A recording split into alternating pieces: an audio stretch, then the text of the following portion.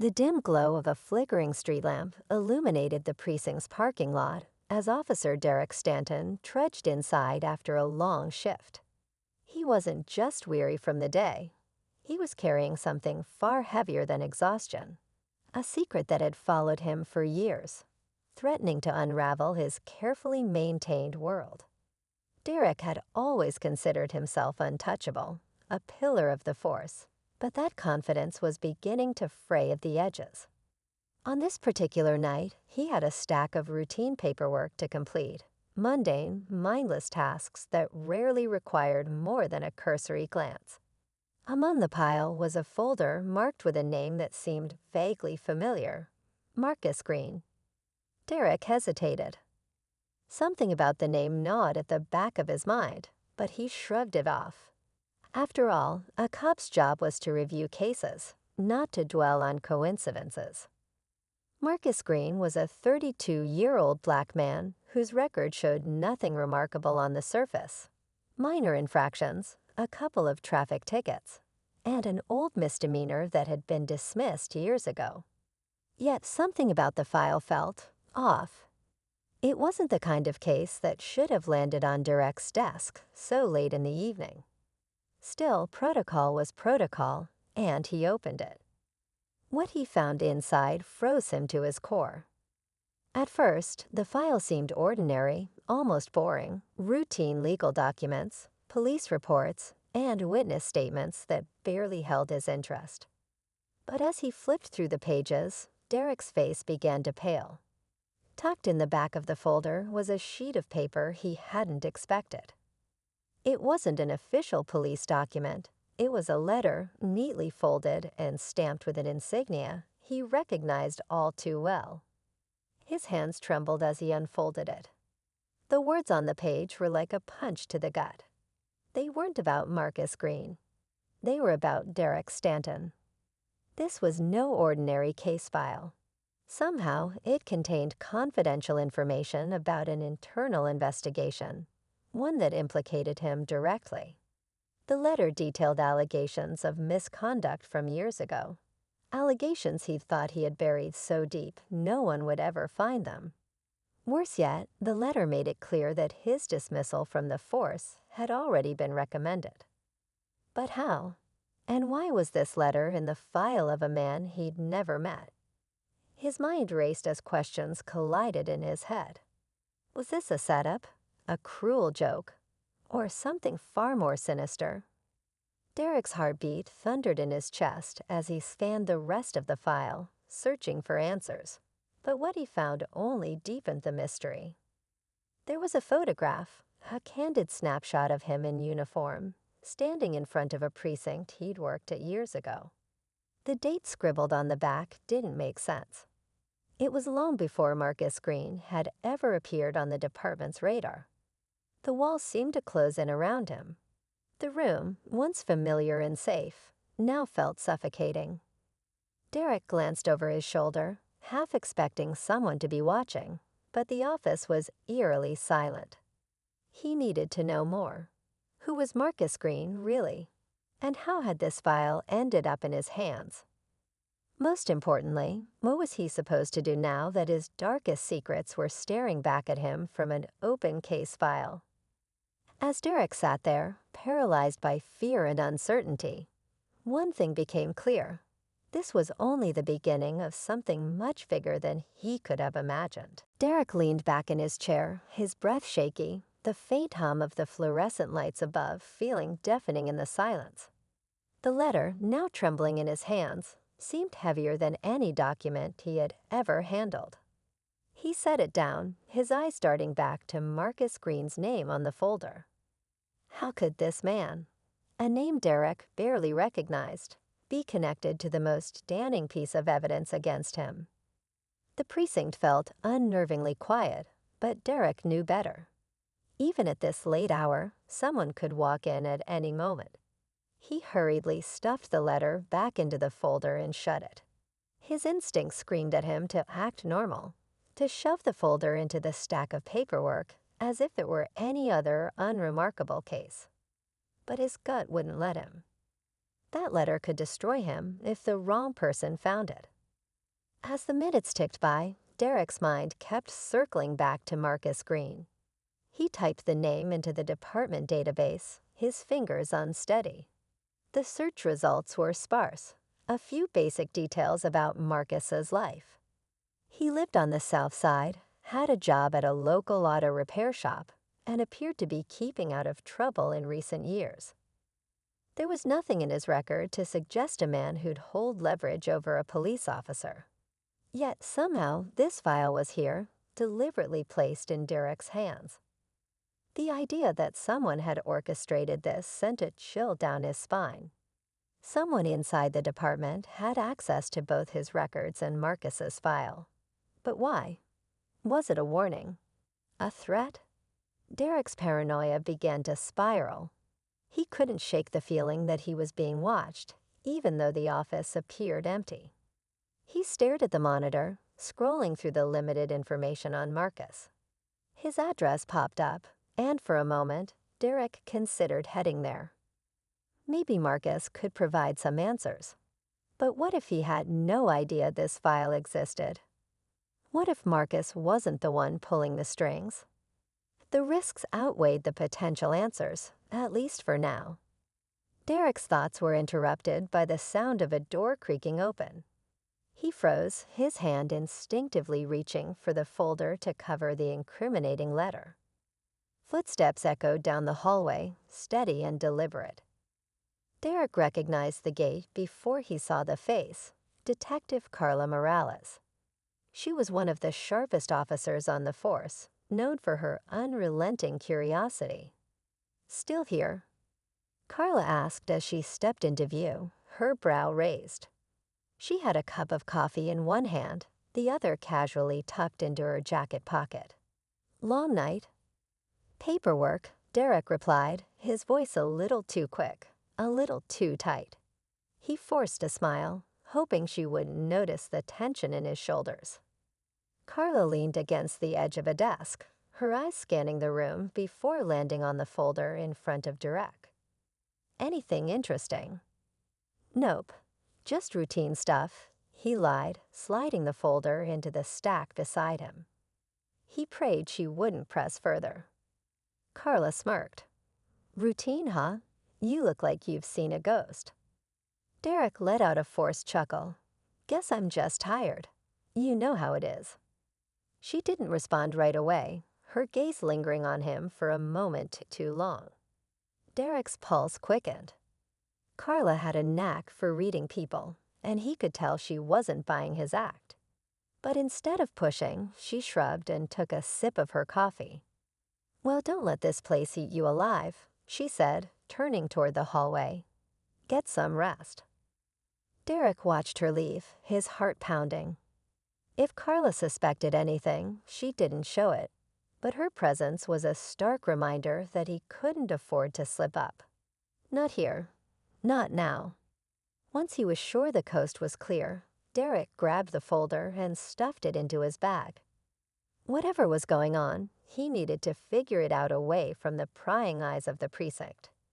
He locked up his desk and headed out, the cool night air hitting him like a wake-up call as he stepped into the parking lot.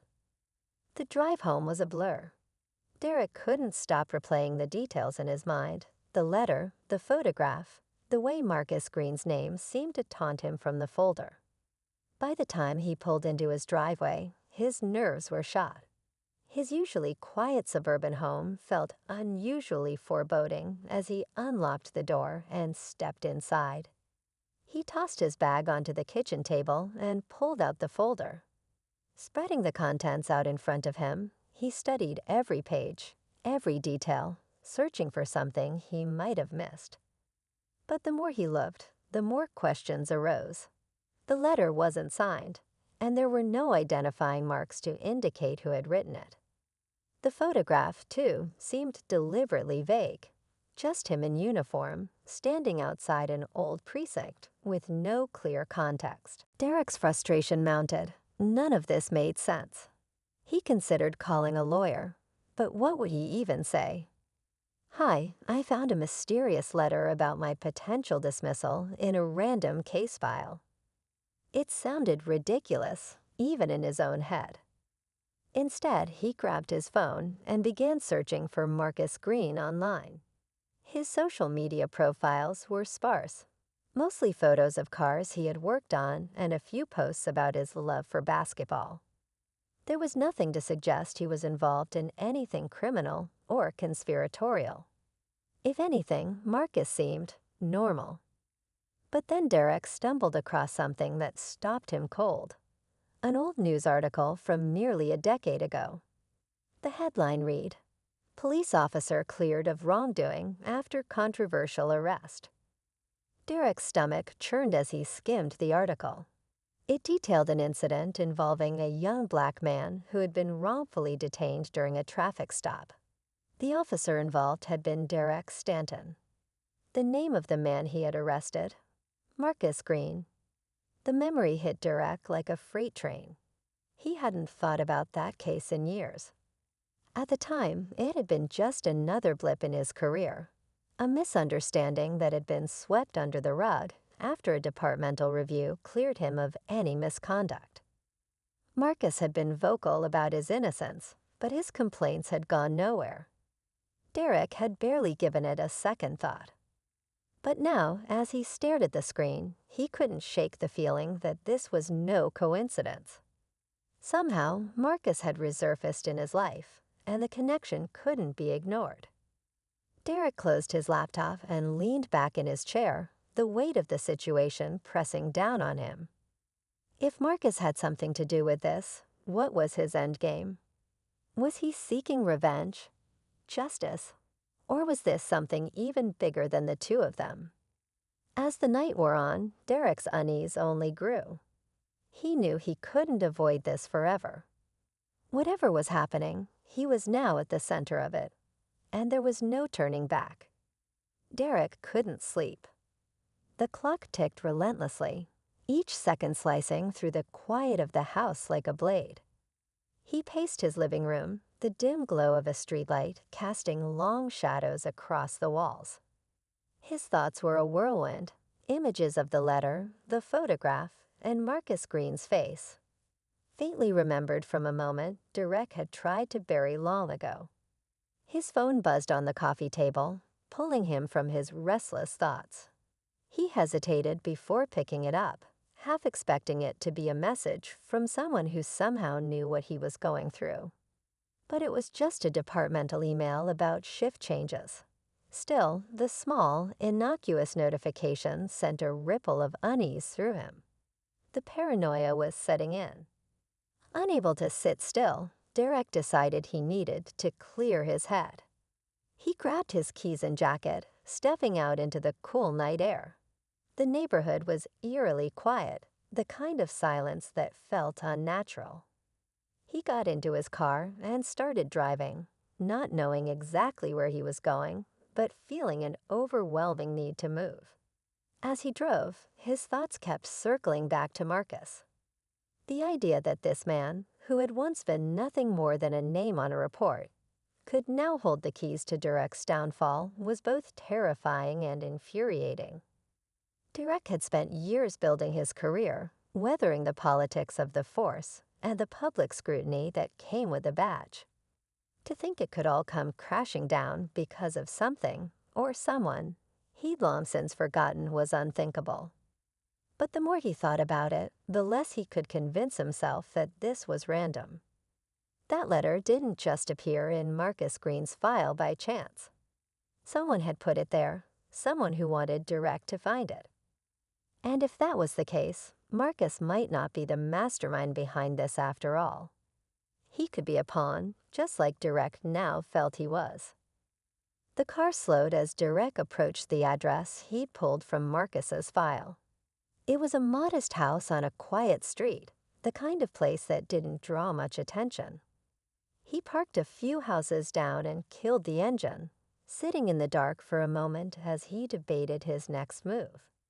Confronting Marcus directly felt risky, but sitting back and doing nothing was no longer an option. The house was dark except for a faint glow in one of the front windows. Derek stepped out of the car, his boots crunching softly against the gravel driveway as he approached. He could feel his pulse in his ears, a steady drumbeat that grew louder with each step. Before he could knock, the door swung open. A man stood in the doorway, his silhouette outlined by the dim light behind him. It was Marcus Greene, and his expression was one of wary recognition. "You've got some nerve showing up here," Marcus said, his voice low and tense. Derek held up his hands, trying to appear non-threatening. "I'm not here to cause trouble. I need to talk." Marcus didn't move, his gaze locked on Derek. "Talk? About what? How you ruined my life? Or how you're still walking around free while I'm the one who had to start over?" Derek felt the weight of Marcus's words hit him like a punch to the gut. He had expected anger, but hearing it laid out so plainly made it harder to ignore. "Look, I know what happened back then was wrong," Derek said, his voice faltering. "I made mistakes, and I'm not proud of them. But whatever's happening now, it's bigger than just the two of us." Marcus crossed his arms, his posture guarded. "What are you talking about?" Derek hesitated, unsure how much to reveal. But he figured he had nothing left to lose. "There's a file at the precinct. Your name's on it, but inside, there's a letter. A letter about me. Someone's trying to set me up, and for some reason, they're using you to do it." Marcus frowned, confusion flickering across his face. "A letter? About you? Why would I have anything to do with that?" "That's what I'm trying to figure out," Derek said. "I thought maybe you knew something. Maybe someone's been asking you questions, or you've noticed anything strange." Marcus shook his head, his expression softening slightly. "Man, I don't know what you're talking about. I don't trust cops, and I don't trust you. But I haven't done anything to set you up." The two men stood in silence for a moment, the weight of the past hanging heavily between them. Derek could see the pain in Marcus's eyes, a reminder of the damage he'd caused all those years ago. For a brief moment, he considered walking away, letting Marcus have the last word. But the stakes were too high. "Listen," Derek said, his voice steadying. "I get why you don't trust me. I deserve that. But I'm telling you, something's going on here. And if we don't figure it out, it's not just my career on the line. It could be yours too." Marcus stared at him, his jaw tightening. Finally, he stepped aside, motioning for Derek to come in. "You've got 5 minutes," he said, "and you'd better make it worth my time." Derek stepped inside, his heart still pounding, but with a glimmer of hope that he might finally get some answers. As the door closed behind him, he couldn't shake the feeling that he was stepping into something far more complicated than he had anticipated. Derek's jaw tightened as he stared out at the idling sit-in. His mind raced through possibilities. Was this connected to the file? Was someone watching him? Or was this just paranoia feeding into his fears? He turned to Marcus, whose expression was a mix of wariness and anger. "I don't know if they followed me," Derek admitted, keeping his voice low. "But it's not a coincidence. Someone's watching." Marcus stepped away from the window, pacing the small room. "This is exactly why I didn't want you showing up here. You bring trouble wherever you go. Now you've got people sitting outside my house." "This isn't about you, Marcus," Derek said sharply, then caught himself. He exhaled, lowering his tone. "I mean, it might not be about you directly. Whoever's behind this, they're targeting me. But if they're watching, it means we're on to something." Marcus stopped pacing and glared at him. "You're onto something. Don't drag me into whatever mess you've made." Derek opened his mouth to respond, but was interrupted by another loud noise, a sharp knock at the front door. Both men froze. Marcus's hand instinctively went to the side of the couch, where Derek noticed the glint of a crowbar hidden under a cushion. "Were you expecting anyone?" Derek whispered. "No," Marcus replied, his voice tight. He motioned for Derek to stay back as he moved toward the door. Carefully, he peered through the peephole, then turned back to Derek with a look of confusion. "It's a woman." Derek frowned. "What does she look like?" "She's dressed nice, like office nice, not like a cop." Before Derek could piece it together, Marcus opened the door a crack, the chain still latched. "Who are you, and what do you want?" The woman on the other side was in her early 30s, with sharp features and an air of confidence that immediately set Derek on edge. She was holding a folder, her hand steady despite the tension of the moment. "My name is Ellen Pierce," she said calmly. "I work with the city's oversight committee. I need to speak with Derek Stanton." Derek's blood ran cold.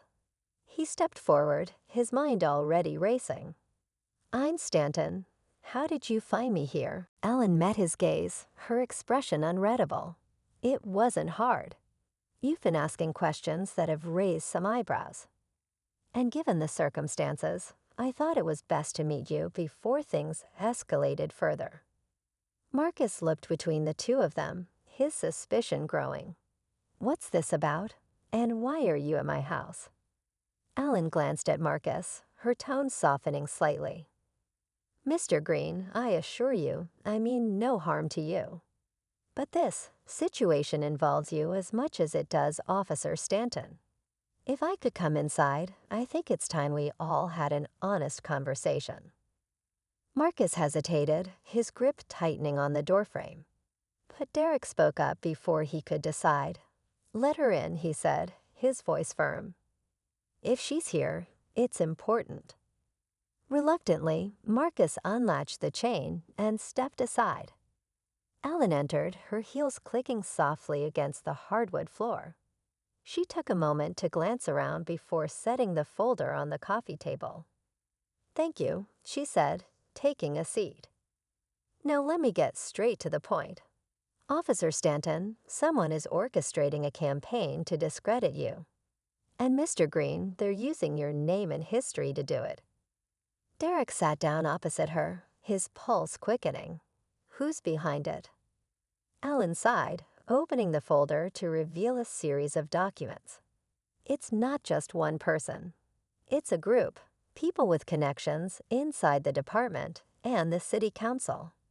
They've been quietly targeting officers they see as liabilities, whether because of past misconduct or because they've gotten too close to exposing corruption." Derek leaned forward, his eyes scanning the papers. They detailed patterns of fabricated evidence, anonymous complaints, and manipulated case files. It was more intricate than he'd imagined. "And me?"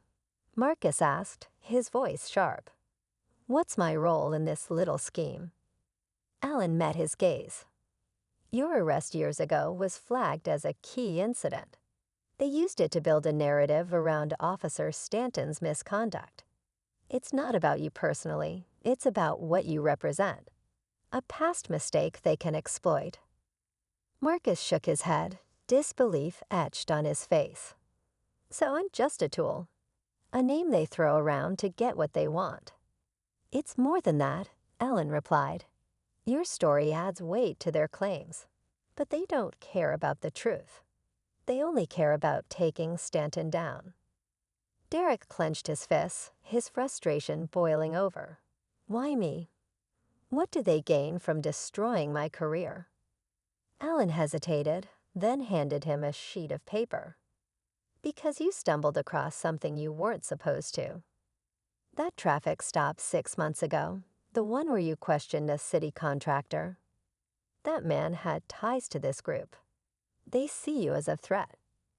Derek's mind reeled. He remembered the stop, a routine check that had felt off from the beginning. The contractor had been evasive, his story full of holes.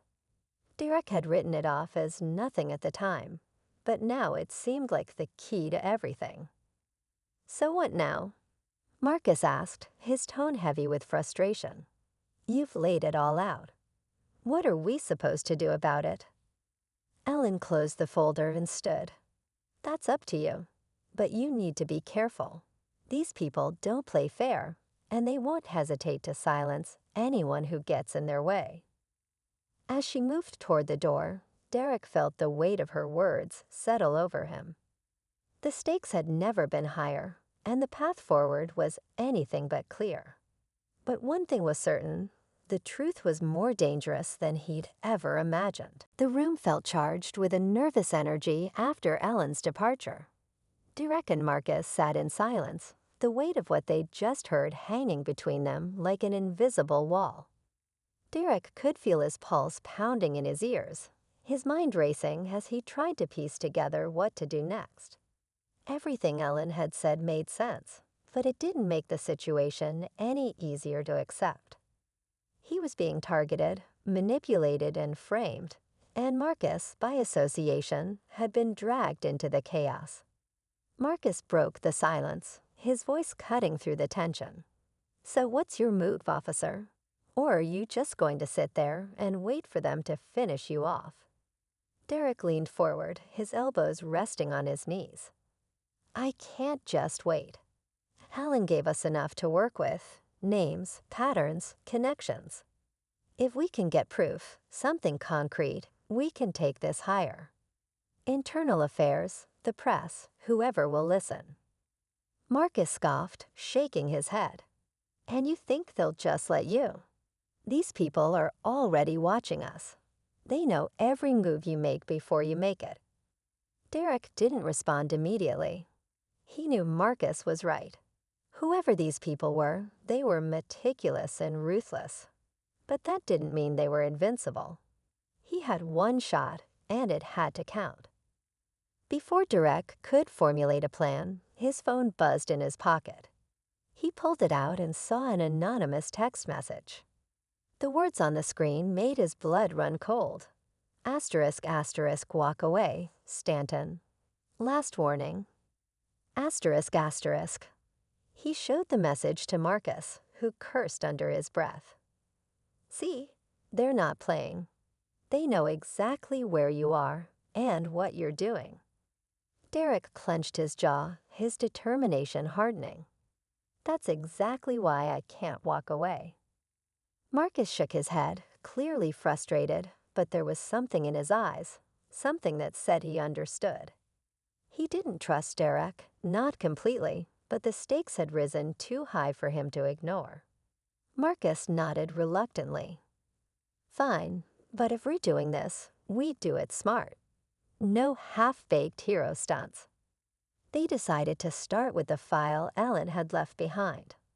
Among the papers, there was one key lead: a name tied to both the corrupt contractor and several suspicious case files within the department. A man named Peter Waller, a mid-level city official with a reputation for keeping a low profile. Derek remembered the name from a past case, though at the time, Waller had seemed like nothing more than a bureaucrat in the background. Derek's plan was simple but risky. They would confront Waller, hoping to catch him off guard and force him to reveal the truth. Marcus, despite his misgivings, agreed to come along. "If this goes south, you're going to need someone watching your back," he said gruffly. They arrived at Waller's office late the next evening, under the cover of darkness. The building was nearly empty, and the dimly lit hallways only added to the tension. Derek and Marcus found Waller in his corner office, typing away on his computer. He looked up as they entered, his face betraying only a flicker of surprise. "Officer Stanton," Waller said smoothly, leaning back in his chair. "And Mr. Greene. To what do I owe this unexpected visit?" Derek didn't waste time with pleasantries. "We know what you've been doing, Waller. The false reports, the planted evidence, the connections to the contractors. It's over." Waller smiled faintly, as if amused. "You sound very sure of yourself, officer. But do you have proof? Or is this just another baseless accusation?" Derek stepped closer, placing the folder Ellen had given him on the desk. "This is just the start. We've got enough to raise questions, enough to make people look into you." How long do you think you'll last under that kind of scrutiny? For a moment, Waller's composure faltered. His eyes flicked to the folder, then back to Derek. But just as quickly, his smirk returned. You're in over your head, Stanton.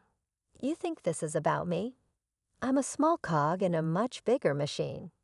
Even if you take me down, nothing changes. Marcus, who had been standing by the door, spoke up for the first time. Then maybe we'll just keep climbing until we find the people pulling your strings. Waller's smile faded entirely. He leaned forward, his voice dropping to a whisper. You don't understand. If you push this any further, they'll come after you. Both of you. And they won't stop. Derek met his gaze, unflinching.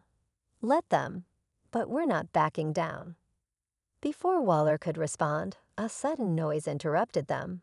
A loud crash from somewhere in the building. Derek and Marcus exchanged a tense glance. Waller, for the first time, looked genuinely afraid. They're here, Waller said, his voice trembling. I warned you. They don't leave loose ends.